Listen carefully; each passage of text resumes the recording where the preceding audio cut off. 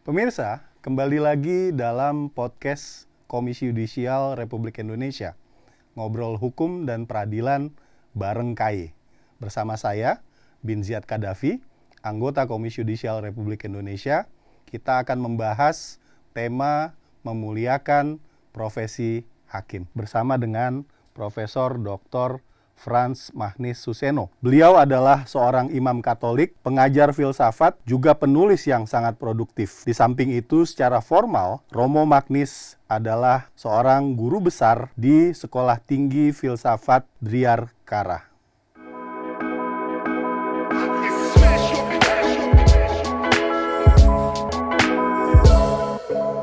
Podcast Ngobrol Hukum dan Peradilan bareng KAY. Selamat sore, Romo Magnis. Selamat datang di podcast Komisi Yudisial Republik Indonesia dengan tema memuliakan profesi hakim. Sebelumnya, izinkan saya memperkenalkan Komisi Yudisial, Romo. Lembaga ini adalah lembaga yang bersifat mandiri yang dibentuk berdasarkan pasal 24B Undang-Undang Dasar Republik Indonesia tahun 1945. Dalam ketentuan konstitusi tersebut, Komisi Yudisial dinyatakan memiliki dua kewenangan besar. Kewenangan yang pertama adalah mengusulkan pengangkatan Hakim Agung. Jadi Romo, berbagai kegiatan kami dalam melakukan proses seleksi Hakim Agung mengantarkan anak-anak terbaik bangsa untuk menduduki jabatan-jabatan sebagai Hakim Agung yang nantinya akan memeriksa dan memutus perkara di pengadilan yang tertinggi dijalankan dalam konteks kewenangan besar yang pertama tadi. Sementara kewenangan kedua yang diatur dalam konstitusi disebut sebagai wewenang lain dalam rangka menjaga dan menegakkan kehormatan dan keluhuran martabat serta perilaku hakim. Nah, ini wewenang yang rumusannya cukup panjang dan banyak pihak, masyarakat, terutama juga komunitas hukum, termasuk para pencari keadilan, kerap memaknai wewenang kedua ini semata-mata sebagai wewenang KAY untuk mengawasi hakim. Padahal sesungguhnya wewenang tersebut diturunkan ke dalam berbagai tugas yang lebih luas dari itu. Baik berdasarkan Undang-Undang Komisi Yudisial maupun berdasarkan undang-undang di bidang peradilan seperti Undang-Undang Kekuasaan Kehakiman, Undang-Undang Peradilan Umum. Kewenangan Komisi Yudisial yang kedua tersebut diturunkan ke dalam berbagai tugas. Di antaranya adalah peningkatan kapasitas hakim, juga tugas untuk melakukan advokasi hakim. Tugas advokasi hakim ini terdiri dari tindakan yang dapat diambil Komisi Yudisial, baik berupa langkah hukum atau langkah lain terhadap orang perorangan, sekelompok orang, atau badan hukum yang melakukan perbuatan merendahkan kehormatan dan keluhuran martabat hakim. Dan acara atau diskusi yang kita akan selenggarakan ini, Romo, adalah bagian dari kegiatan kami dalam rangka mengkampanyekan tugas advokasi hakim, yaitu bagaimana seharusnya profesi hakim dihargai, dihormati, dan dimuliakan.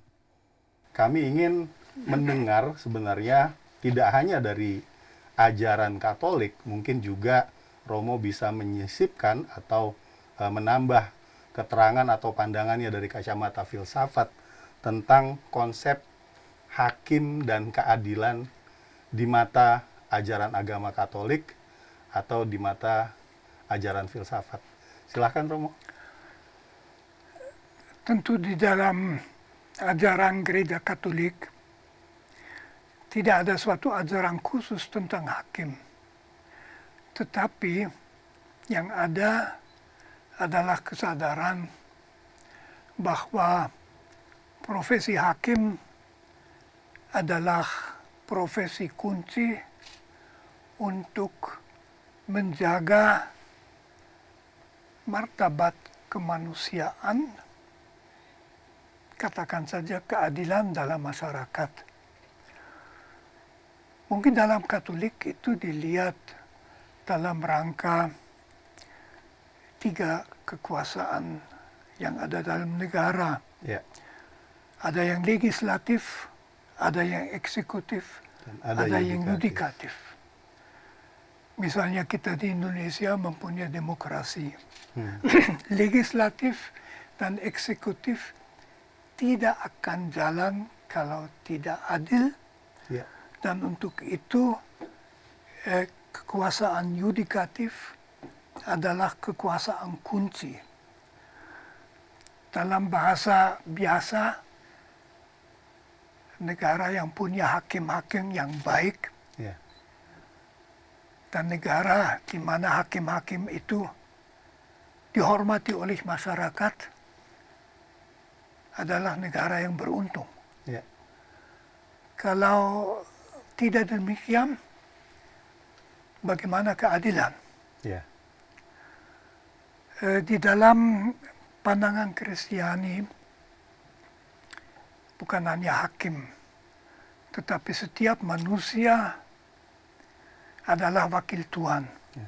Itu sudah ditulis di dalam bab paling pertama kitab suci Perjanjian Lama. Tetapi hakim mempunyai sesuatu yang khusus yang tidak setiap orang punya. Hakim mempunyai panggilan. Yang dimaksud sebetulnya dengan kata panggilan, tidak dipanggil oleh masyarakat saja, dia juga dipanggil oleh masyarakat, tetapi dipanggil oleh Tuhan. Dipanggil oleh Tuhan. Oleh Tuhan. Oke. Mungkin bedanya bisa dijelaskan sedikit. Orang biasa tentu juga orang yang diharapkan dekat dengan Tuhan dan Tuhan dekat dengan dia. Ya.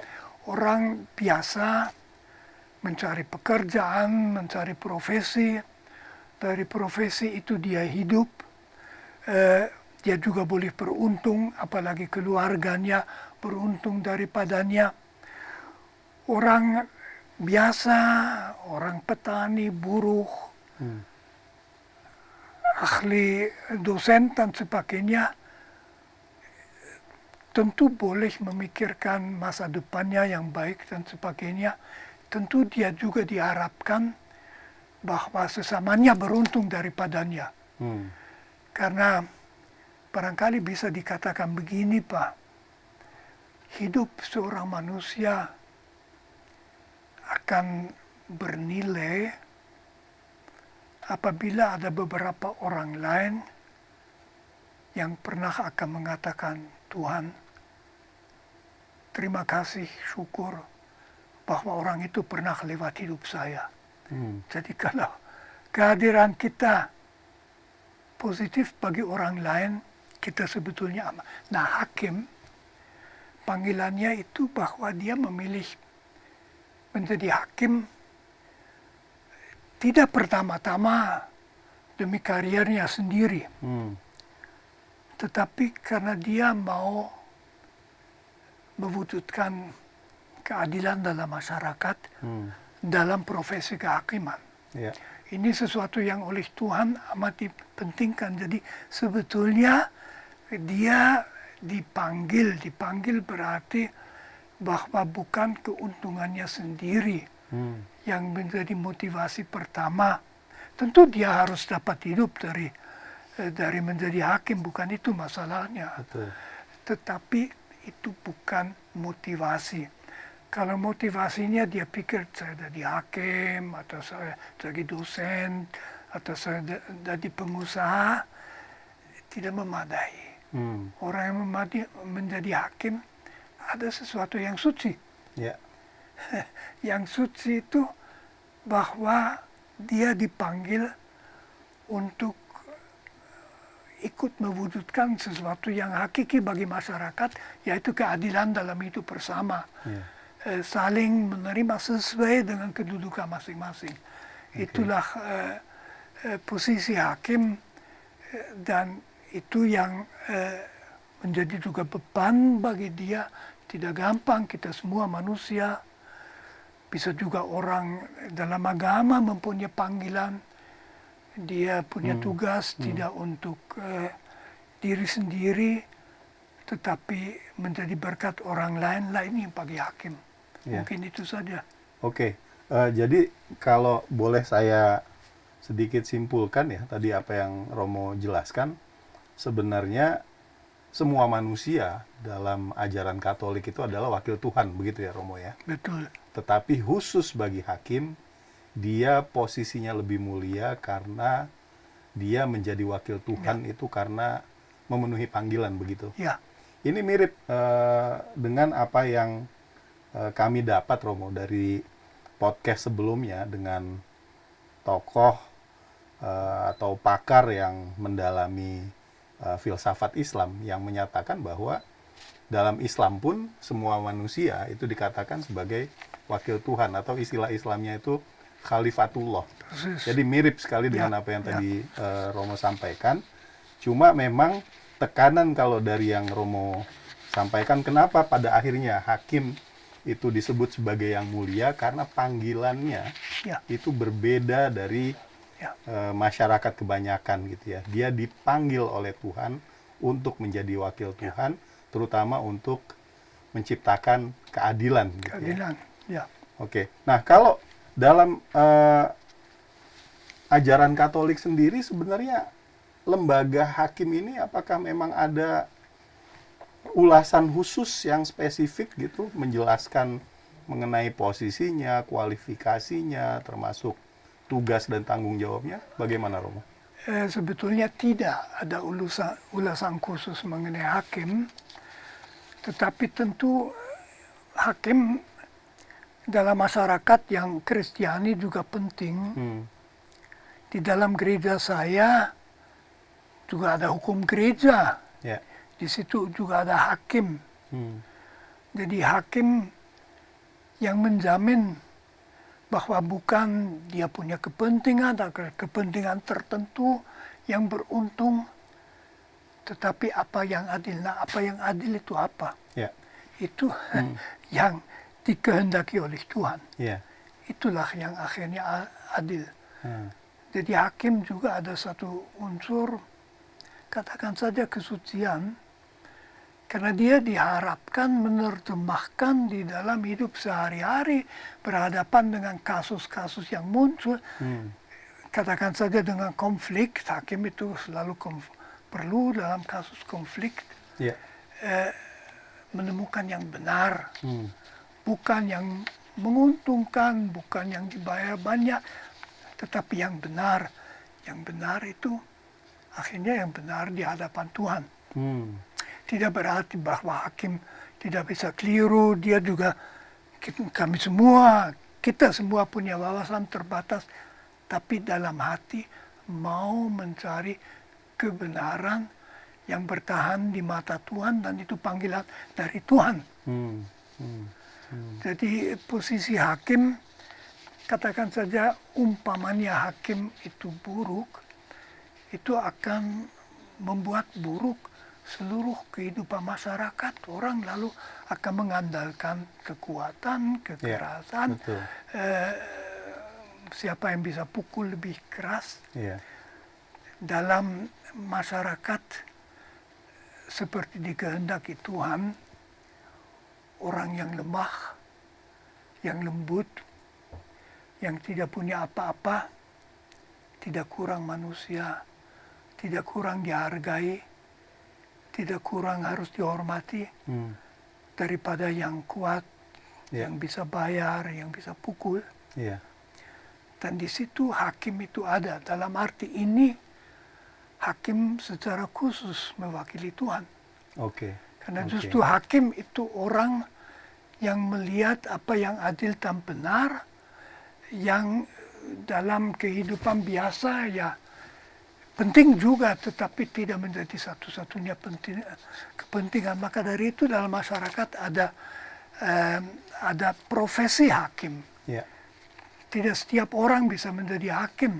Ya. Dari hakim juga dituntut bahwa dia tahu betul profesinya dan sebagainya. Tapi ya panggilannya luhur. Panggilannya luhur gitu ya Romo ya. Oke. Nah sekarang pertanyaannya Romo, seandainya hakim itu memenuhi panggilan Tuhan dan kemudian diberi tempat yang mulia karena panggilan tersebut gitu ya, dan karena posisinya untuk memberikan keadilan bagi masyarakat. Lalu implikasinya terhadap kepribadian hakim itu seperti apa, Romo? Apakah dia harus mendekati berbagai sifat-sifat Tuhan, atau betul-betul mendekati kemuliaan Tuhan, atau dia tetap sebenarnya bisa berkiprah sebagai manusia tetapi dengan pedoman atau patokan yang pada akhirnya membuat dia selalu dijaga oleh Tuhan. Gimana, Romo? Tentu bagi saya itu mendekati sifat-sifat Tuhan agak terlalu berat. Terlalu berat. Terlalu berat. Bagaimana bisa Tuhan selalu masih beberapa kategori lebih luas, lebih mulia daripada kita. Ya. Tapi kalau ia melihat pekerjaannya sebagai hakim, sebagai panggilan, maka dia ya diharapkan yang dalam bahasa biasa disebut etika. Etika. Oke. Etika itu mengatakan kita harusnya jujur, kita harus baik dan tidak jahat, jangan membenci, dan kita harus adil, menghormati semua pihak sesuai dengan hak yang mereka ada, tidak melakukan perbedaan di mana tidak ada perbedaan. Ya. Tentu juga sesuatu yang dalam pandangan Kristiani amat mencolok ya. Di dalam Yesus pernah bicara mengenai pengadilan terakhir. Nah, di Matius 25. Dan itu sangat menarik. Di situ dikatakan, dipisahkan sebelah kanan yang baik, sebelah kiri yang buruk. Lalu ia mengatakan kepada yang di sebelah kanan, marilah masuk ke dalam kerajaanku. Karena aku lapar dan kalian memberiku makan. Aku haus, kalian memberi minum. Aku telanjang dan kalian memberi pakaian. Aku di penjara dan kalian mengunjungi. Aku sakit, kalian membantu. Saya selalu berpikir, Pak, umpamanya saya di situ dengar itu, saya akan langsung lari ke dalam kerajaan Tuhan. Jangan-jangan Tuhan bilang, loh kamu belum, kamu tunggu dulu. Tidak. Tetapi dalam yang dikatakan Yesus, mereka malah bereaksi lain. Mereka bertanya, kapan kami melihat engkau ya Tuhan lapar dan haus dan telanjang dan di penjara? Jadi mereka malah merasa nggak pernah ketemu dengan Yesus. Tentu di antaranya juga ada yang tidak pernah tahu tentang Yesus. Jawaban Yesus itu, apa yang kalian perbuat bagi saudaraku yang paling kecil, itu yang kalian perbuat bagi aku. Jadi itu mengatakan justru orang kecil itulah orang yang dekat dengan Tuhan. Pada Yesus itu muncul berulang kali. Juga di umat pertama itu orang kecil, sebagian orang miskin, di situ Tuhan ada. Ada kalimat yang agak gawat itu oleh Yesus, di mana ia mengatakan lebih mudah seekor unta masuk lubang jarum daripada orang kaya masuk surga. Oh begitu. Lalu para murid Yesus kaget betul. Bilang, siapa yang bisa masuk surga? Lalu Yesus mengatakannya, yang tidak mungkin pada manusia, masih mungkin pada Tuhan. Jadi sedikit mengurangi. Tetapi kembali kepada hakim, hakim menjamin bahwa mereka yang tidak kuat, yang tidak punya daya pukul, yang tidak bisa bayar, mereka diperlakukan sama sesuai dengan kehormatan sebagai manusia. Dan itu mencerminkan sesuatu yang pada Tuhan. Tentu saja saya kira itu juga penting. Kita jangan mengatakan bahwa hakim yang misalnya tidak beragama, tidak bisa menjadi hakim yang baik. Kalau dia berusaha adil dan tidak membengokkan hukum, dia juga baik dalam pandangan saya. Ya. Akan dilihat Tuhan kemudian hari. Oke. Dia akan matanya terbuka. Tetapi apalagi bagi hakim yang beragama, dia betul-betul harus sadar bahwa itu suatu panggilan. Akhirnya juga suatu panggilan yang bagus. Karena katakan saja juga kita di Indonesia itu aman kalau kita tahu bahwa kalau ada masalah kita pergi kita di pengadilan, kita diperlakukan secara wajar, adil, sesuai dengan hukum. Itu memberikan rasa tentram. Oke. Jadi tadi apa yang Romo jelaskan kan seolah-olah Yesus itu punya keberpihakan yang sangat kuat terhadap orang kecil, terhadap orang miskin. Betul. Tetapi Romo sendiri juga katakan pada saat itu dijalankan oleh hakim, karena hakim wajib punya sifat mandiri, karakter imparsial, maka paling jauh adalah bagi hakim keberpihakannya itu dimanifestasikan dalam mempersamakan, memperlakukan apakah itu orang miskin, apakah itu orang kecil, apakah itu orang kaya, apakah itu orang besar, secara sama di mata hukum, untuk kemudian jadi dasar bagi hakim untuk memberikan keadilan dalam perselisihan atau sengketa yang mereka hadapi. Begitu, Romo, ya? Ya. Di sini saya kira kita juga bisa melihat sesuatu yang menurut saya penting bagi masyarakat. Hakim itu selalu mengambil suatu risiko. Ya. Kalau kita tidak ambil risiko, kita lakukan apa yang diharapkan oleh mereka yang kaya, oleh mereka yang kuat, oleh mereka yang bisa mengancam. Tetapi hakim bisa diancam, tetapi dia mengatakan apa yang benar, apa yang adil. Karena itu yang kecil, yang lemah, bisa mendapat apa yang menjadi haknya, apa yang menjadi martabatnya. Nah, itu juga berarti bahwa sebetulnya masyarakat diharapkan menghormati hakim dalam situasi seperti itu. Jadi hakim ya disebut yang mulia, yang mulia. Betul. Istilah yang cukup besar, yang mulia mau dikatakan, perhatikan bahwa hakim itu sebagai hakim selalu mengambil risiko karena dia akan memutuskan yang adil, dan yang adil bisa merugikan yang lebih kuat, yang daya pukul lebih besar, yang punya kemampuan untuk menekan, mempengaruhi. Karena itu masyarakat perlu sebetulnya melindungi hakim. Perlu melindungi dan hakim. Juga menerima. Tentu kalau hakim memberi keputusan yang tidak benar, sulit diterima di Indonesia dan di banyak negara lain, kan bisa naik banding. Jadi masalahnya bukan bahwa lalu kita mulai pukul kalau tidak merasa puas.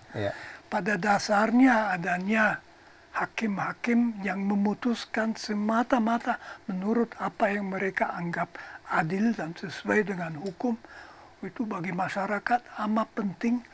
Itu mencerminkan kehendak Tuhan yang tidak membedakan antara manusia menurut dia punya kekuasaan atau sebagainya. Oke. Nah, tapi begini Romo, kadang-kadang kan kita mendengar ya penyimpangan yang dilakukan oleh oknum hakim tertentu. Misalnya melakukan transaksi perkara atau bertindak yang tidak patut terhadap pihak-pihak yang ada di persidangan, atau ya yang kita banyak dengar belakangan juga korupsi yang terjadi di peradilan. Nah, kalau dalam situasi tersebut, Romo, mengingat hakim tadi Romo katakan adalah wakil Tuhan seperti halnya manusia, tetapi punya posisi yang mulia karena memenuhi panggilan Tuhan. Pada saat hakim melakukan perbuatan yang menyimpang, menyalahi etika itu bagaimana pandangan Romo dan pandangan ajaran Katolik, Romo? Tentu pertama harusnya hakim sendiri sadar bahwa itu sesuatu yang sangat buruk. Ya, Kalau orang lain melakukan sesuatu, misalnya memukul orang untuk mengambil duitnya itu, ya, ya oke, itu tindak kejahatan, itu juga nggak benar. Tapi hakim mempunyai panggilan untuk tidak memperhatikan kepentingannya, murni objektif apa yang adil dan sesuai dengan hukum. Kalau dia melanggar itu dengan misalnya tindakan korupsi, saya bisa memakai kata pengkhianatan. Pengkhianatan ya, Romo. Itu Ya? mengkhianati panggilannya. Hmm. Dan itu sesuatu yang sangat buruk. Hmm. Selalu akan ada orang, karena kita manusia, termasuk saya sendiri, bukan orang yang sempurna. Jadi Yeah. oke, akan ada hakim, tapi hakim seperti itu perlu ditindak. Ya, Dan perlu juga masyarakat menjaga, jangan sampai ada perasaan hakim-hakim kami nggak bisa dipercayai. Itu akan menghancurkan masyarakat. ya, Di situ itu akan memberi ruang kepada mafia-mafia Iya. yang mengatakan kami bisa memberi perlindungan lebih baik daripada pengadilan dan negara. Iya, betul. Asal kalian bayar sedikit, kami lindungi kalian. betul. Itu jadi itu yang pertama dari sudut hakim. Dari masyarakat diperlukan sikap jangan menerima. Kalau hakim itu korup, itu perlu dikritik. Perlu Mereka dikritik. perlu diajukan itu, jangan dianggap biasa juga, itu tidak biasa. Dan dari negara dituntut, ya juga dari yudikatif negara, dari hakim-hakim lebih tinggi, bahwa itu tidak dibiarkan. Ya, Jadi kalau hakim, nah kalau seorang hakim misalnya mencuri, itu Iya. juga tidak baik. ya, Tetapi kalau dia dikorupsi dalam menjatuhkan putusan, ya. bah ini pengkhianatan terhadap Pengkhianatan. panggilannya. Betul, betul. Dan akan amat sangat merugikan negara kalau itu meluas. Oke, oke. Jadi kalau terkait dengan putusannya, ketika ada ketidakpuasan atau kekecewaan terhadap apa yang diputuskan hakim, itu ada upaya hukum ya, Romo ya. Ajukan ke pengadilan yang lebih tinggi, mulai dari pengadilan tinggi sampai ke Mahkamah Agung gitu ya, untuk meminta keadilan yang semestinya. Ya, betul. Yang menurut pihak-pihak yang keberatan ini memang harusnya mereka dapatkan berdasarkan fakta yang mereka ajukan ke persidangan dan berdasarkan berbagai ketentuan hukum yang mereka yakini harusnya diterapkan. Dan kalau misalnya ada penyimpangan, itu tadi Romo katakan, ya tetap nggak boleh dibiarkan, tetap harus dikritisi.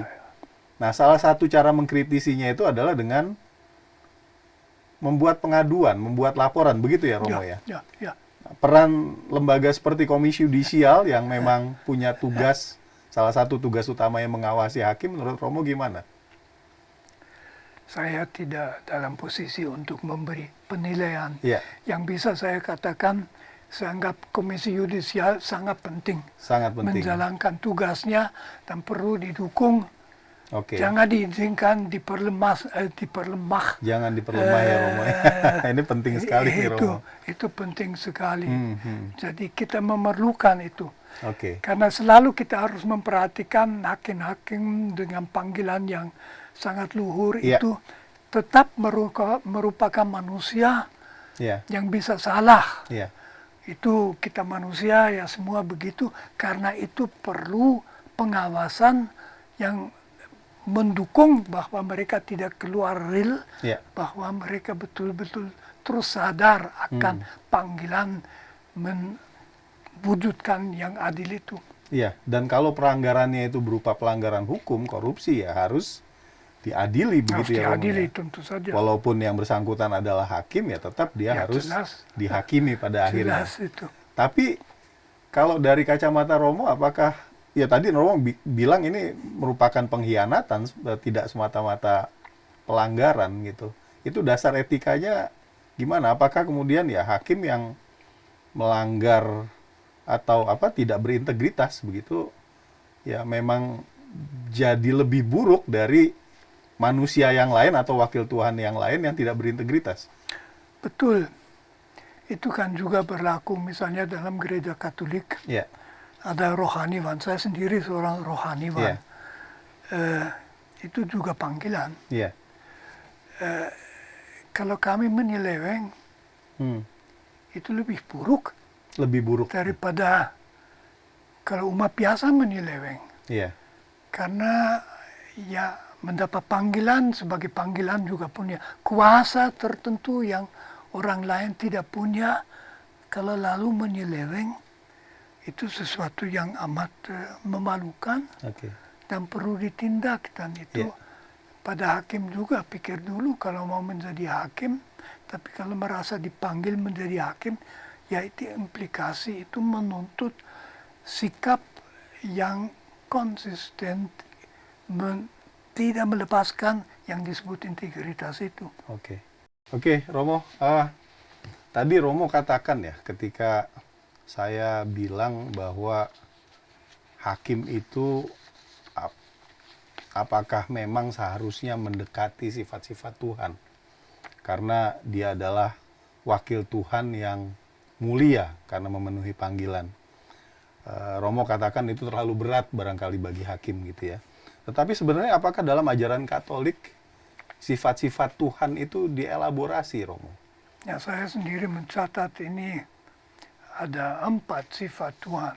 4 sifat Tuhan. Ya, ada Oke. lebih banyak, tapi yang relevan bagi hakim. Yang relevan bagi hakim ada 4. Itu misalnya Tuhan itu adil.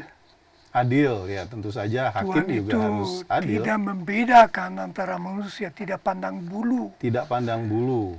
Tuhan itu bijaksana. Hmm, Hakim harus bijaksana. Dan Tuhan itu demi kebaikan manusia. Jadi hakim itu juga harus demi kebaikan manusia. ya, Harus memberi putusan demi kebaikan masyarakat, demi kebaikan yang mereka yang bersangkutan. iya.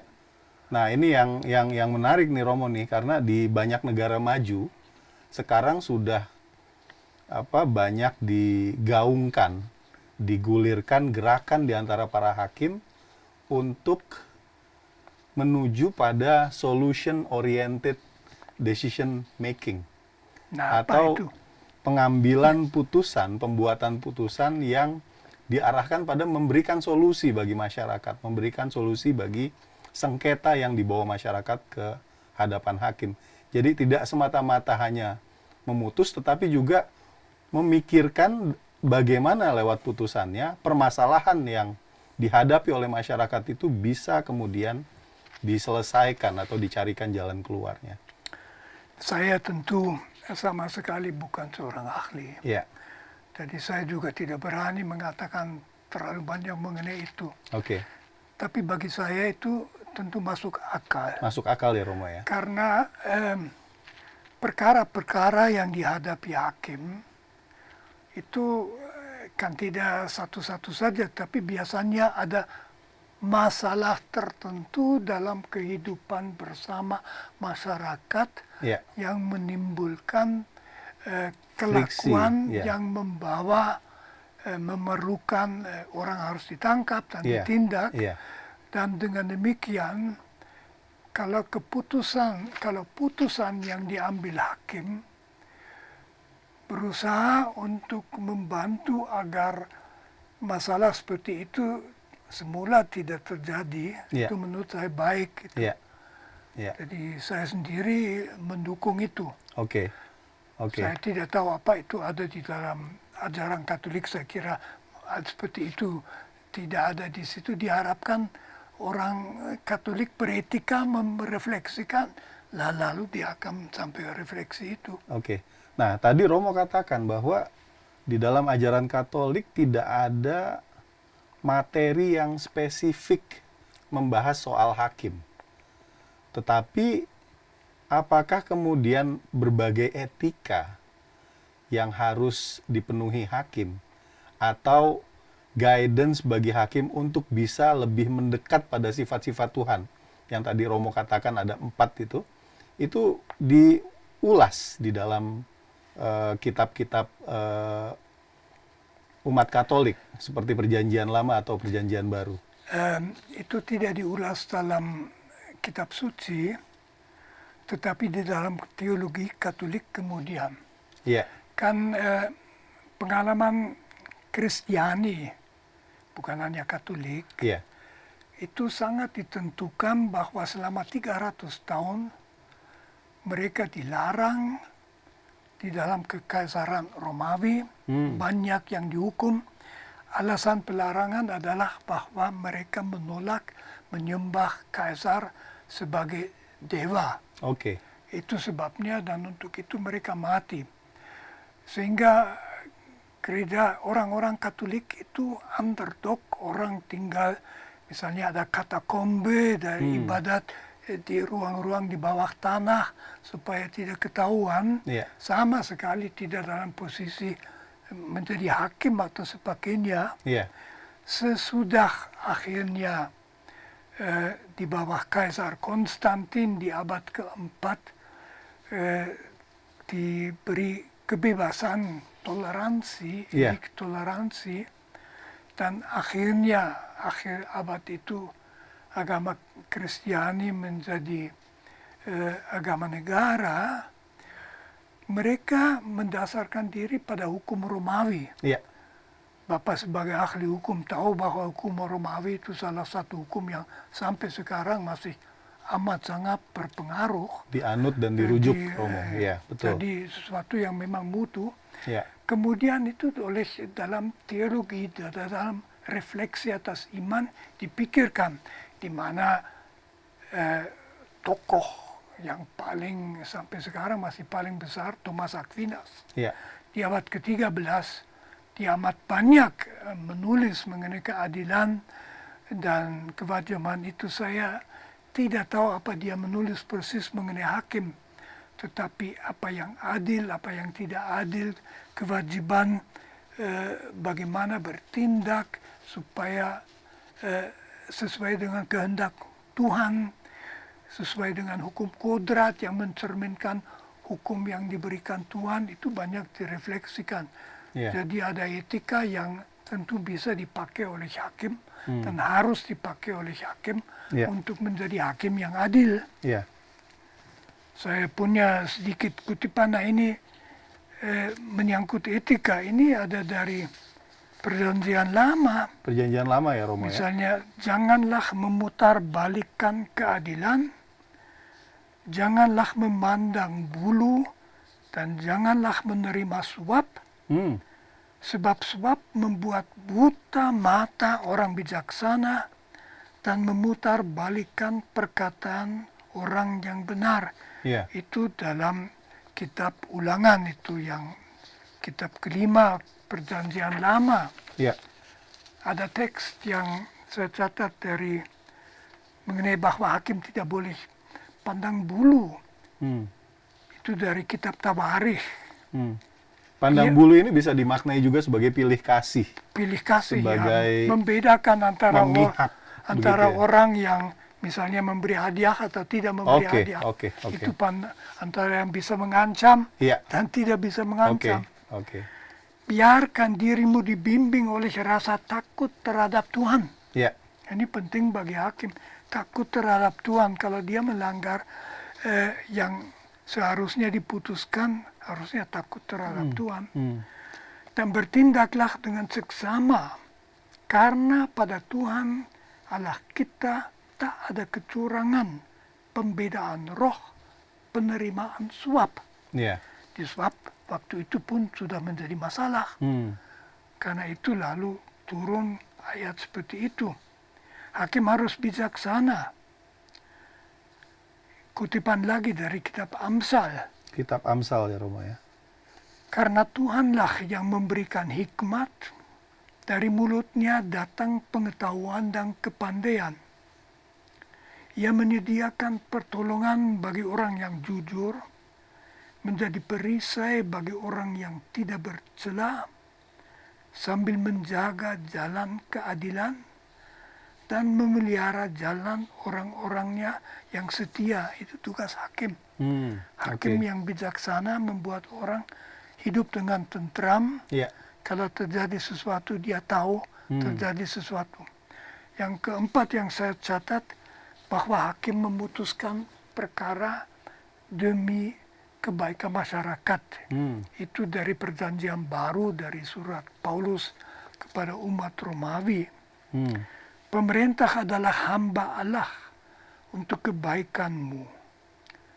Tetapi jika engkau berbuat jahat, takutlah akan dia, karena tidak percuma pemerintah menyandang pedang.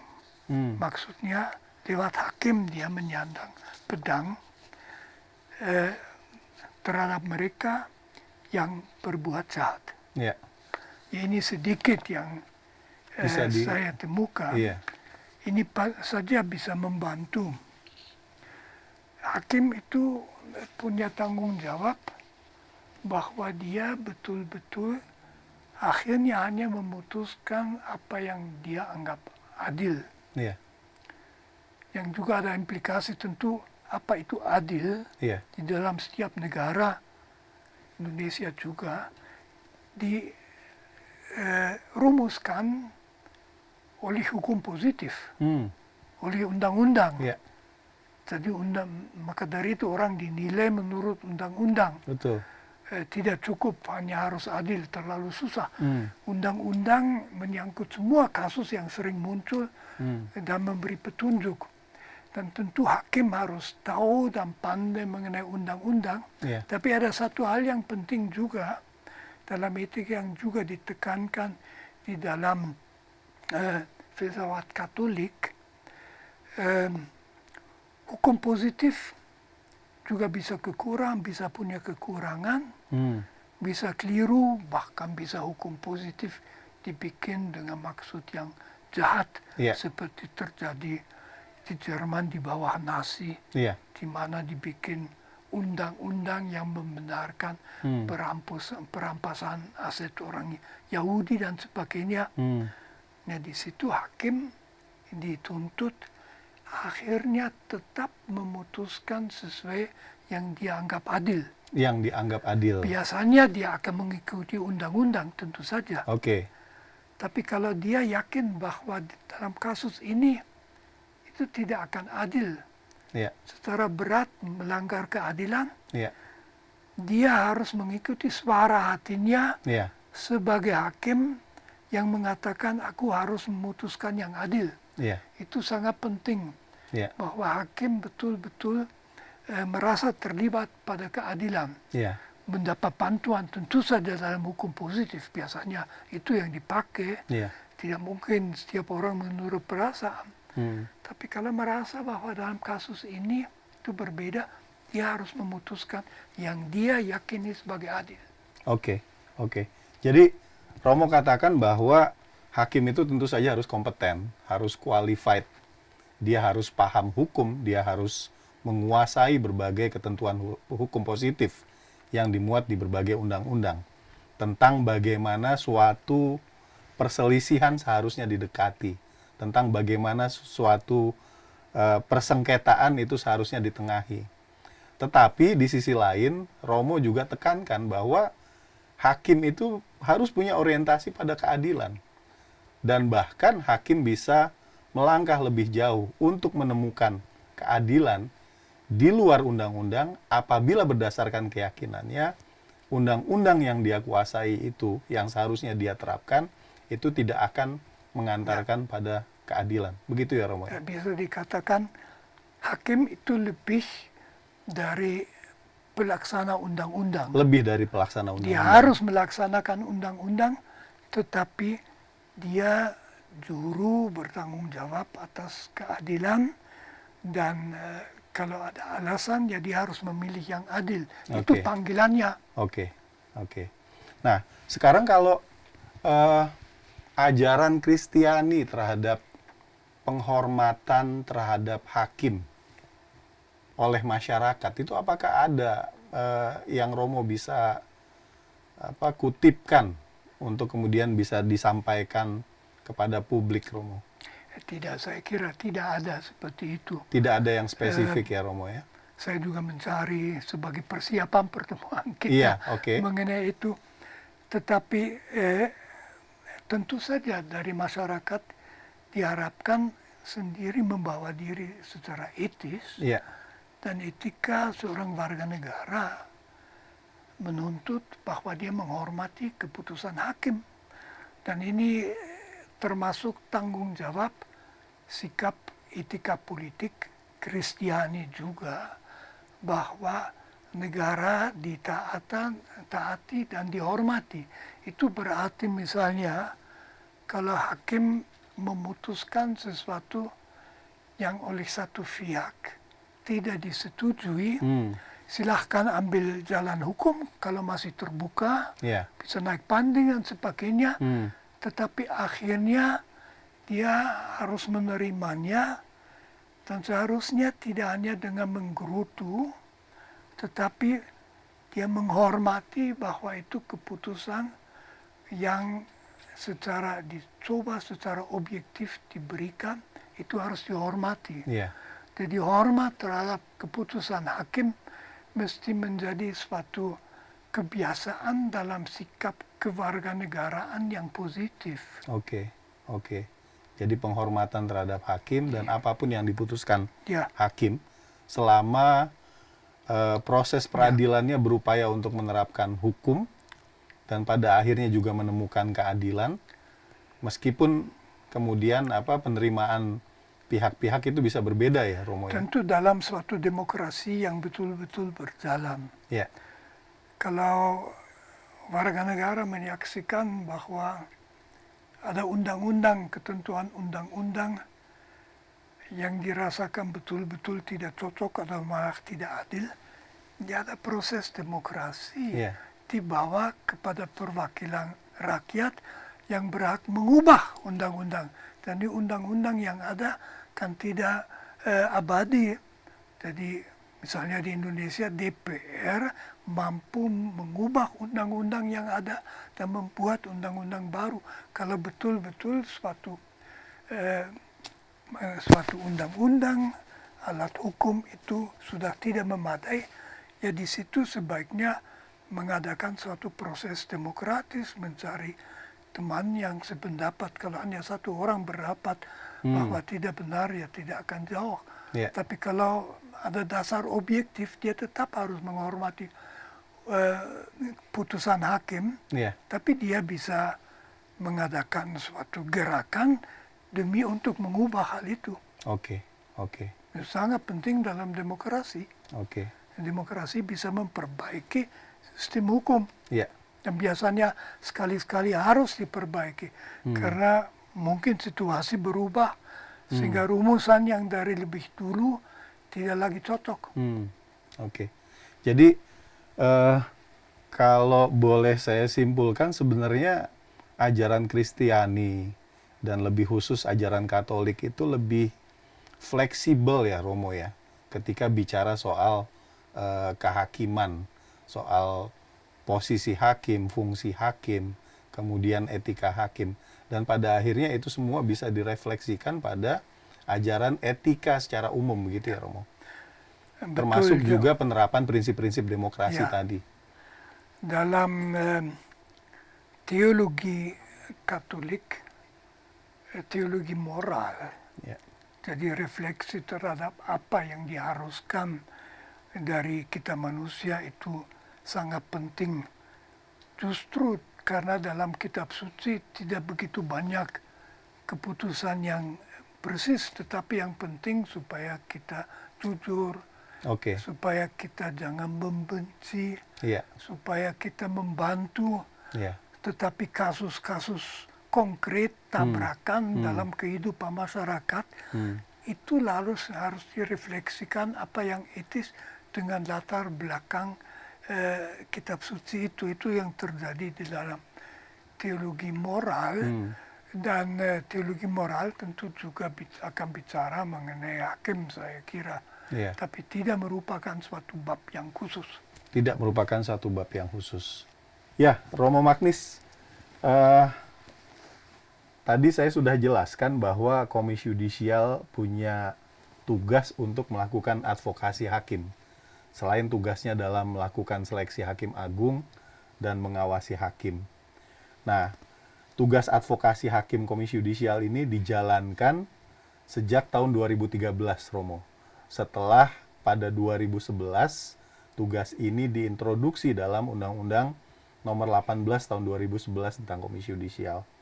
Nah, sejak 2013 sampai sekarang ada sekitar 90 perbuatan merendahkan kehormatan dan keluhuran martabat hakim yang sudah ditangani Komisi Yudisial.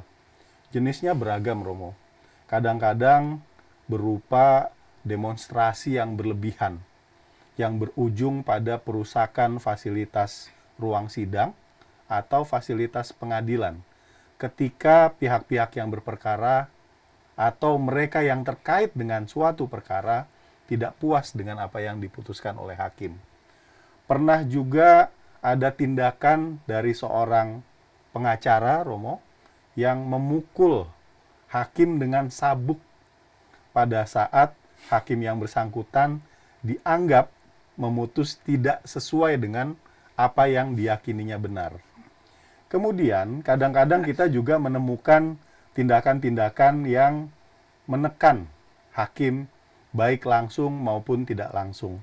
Salah satu tekanan yang langsung, yang kemudian kita tangani juga, adalah ketika beberapa orang hakim muda di sebuah pengadilan yang memang yurisdiksinya itu mencakup perbatasan antara Indonesia dengan negara jiran Malaysia.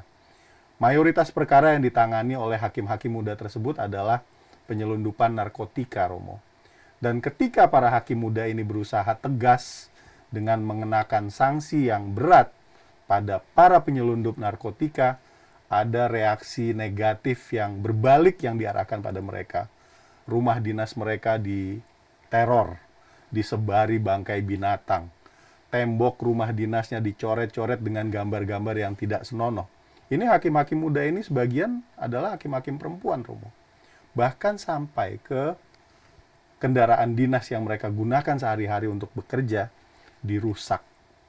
Kemudian juga kita menghadapi juga beberapa kasus di mana hakim mengalami kekerasan secara fisik yang kemudian menimbulkan luka yang cukup serius.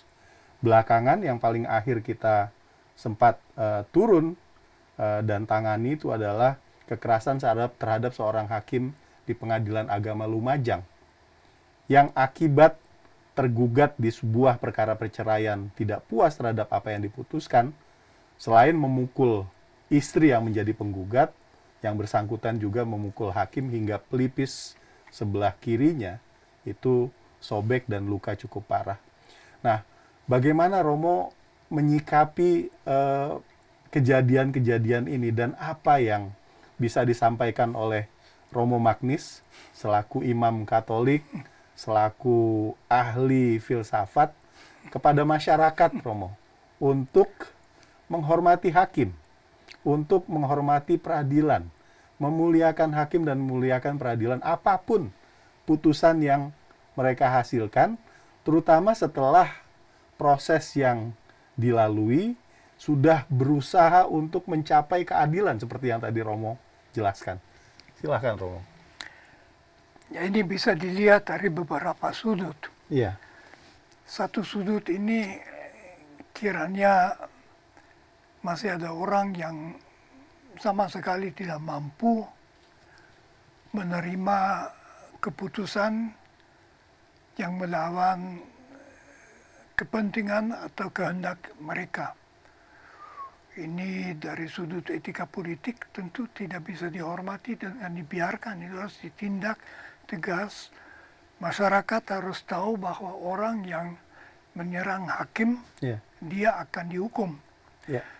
Dalam bahasa Katolik itu sebetulnya sederhana, ya saya akan mengkualifikasikannya sebagai dosa.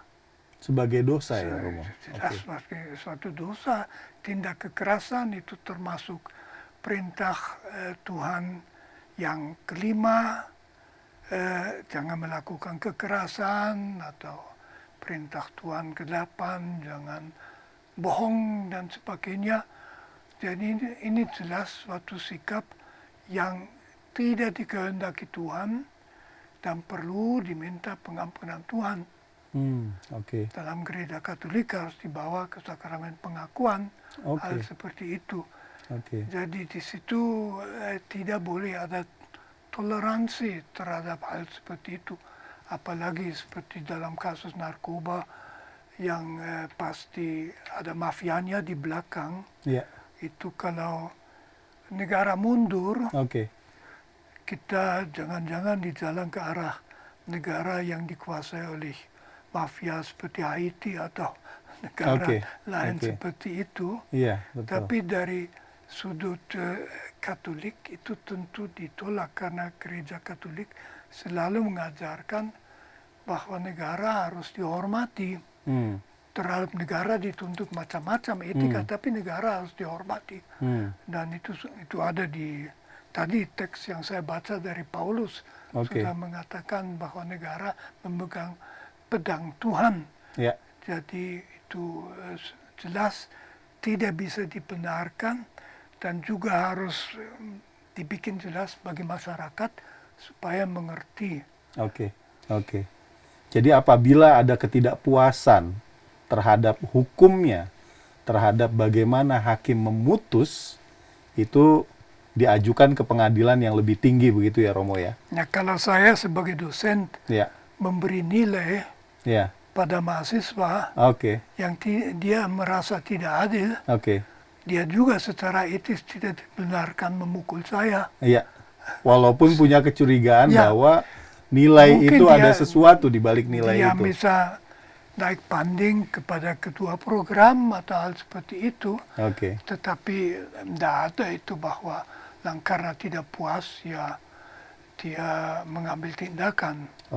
Jadi dia harus naik banding kepada hakim-hakim yang mungkin dan lebih itu kan yang namanya ahli, lebih lama menjadi hakim. Negara hukum adalah negara di mana kekuatan, bukan kekuatan, kemampuan menang kalah itu yang menentukan segenap pertikaian, tetapi keadilan dan itu diputuskan dalam pengadilan. Jadi itu tidak boleh dilepaskan. Pengadilan seperlunya, ya kalau memang sering terjadi, diharapkan dikritik dalam media dan sebagainya. Tetapi jangan kembali mengatakan bahwa hakim tidak bisa dipercayai, maka kami, kelompok kami akan memastikan menang. Tidak bisa itu. Hancurlah kita. Dan apabila ketidakpuasannya itu adalah mengenai perilaku hakim ya Romo, ketika hakim dituduh atau diduga atau dicurigai berpihak. Ya, di situ harus ada kemungkinan orang yang merasa dirugikan mengadu ke lembaga-lembaga pengawas seperti Komisi Yudisial, termasuk ke Mahkamah Agung sendiri, karena di Mahkamah Agung juga ada badan pengawasan yang juga menangani pengaduan-pengaduan semacam itu. Terima kasih Romo Frans Magnus Suseno atas waktunya, atas diskusinya dengan kami. Mudah-mudahan apa yang tadi kita bahas bisa mencerahkan, bisa memberi acuan yang lebih kuat bagi masyarakat pada umumnya tentang kemuliaan profesi hakim, tentang kemuliaan proses peradilan, dan pentingnya kita semua untuk menghargai dan memuliakan hakim dan proses peradilan. Terima kasih Romo. Demikian pemirsa, podcast Komisi Yudisial Republik Indonesia, ngobrol hukum dan peradilan bareng KY, bersama dengan Profesor Dr. Frans Magnus Suseno. Semoga mencerahkan kita semua, dan semoga banyak pelajaran yang kita petik yang akan jadi basis kita dalam berinteraksi dengan hakim, dengan lembaga peradilan, dan dengan sistem hukum Indonesia secara keseluruhan ke depan. Sampai jumpa di podcast KY berikutnya. Wassalamualaikum warahmatullahi wabarakatuh.